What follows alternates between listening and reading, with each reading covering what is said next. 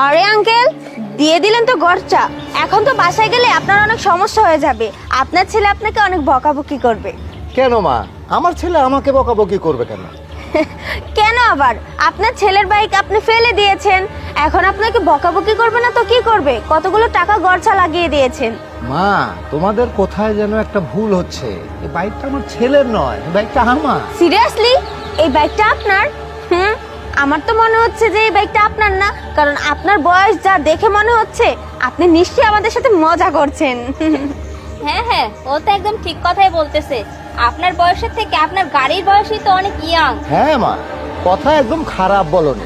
আসলে এই বাইকটা আমার যে চেহারার সঙ্গে মানায় না, তারপরেও শখ। শখ? শুনুন, নিজের শখ পূরণ করার জন্য নিজের বয়সের থেকে ভারী একটা বাইক কেউ চালায় নাকি? হ্যাঁ মা, আমি একসময় জোয়ান ছিলাম, তখন অনেক শখ ছিল কিন্তু সাধ্য ছিল না। আর এখন যখন আমার মোটামুটি সবই হলো, তখন বয়সটা আর নেই।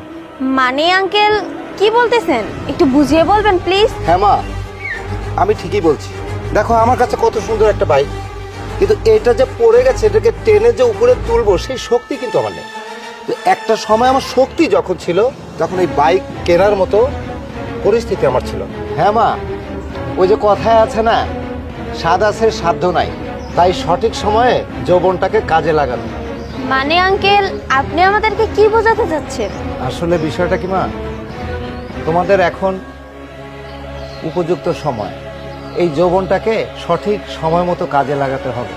আর এই সময়টা যদি একবার পার হয়ে যায়, আর কখনো সেই জায়গাকে তোমরা নিজেদের এই জায়গায় প্রতিষ্ঠিত করতে পারবে না। তাই সময় থাকতে তোমরা তোমাদের ভবিষ্যৎ এবং বর্তমান জীবন নিয়ে ভাবো, নিজেদের শখ আহ্লাদ পূরণ করো। কি কাজ করেন আপনারা? হ্যাঁ, একটা কাজ ঠিক মতো করতে পারেন না, অফিসে এসে বসে থাকেন হুদাই। শুনুন, এই কাজটা যতক্ষণ না কমপ্লিট না হবে, এতক্ষণ আপনারা কোথাও যেতে পারবেন না।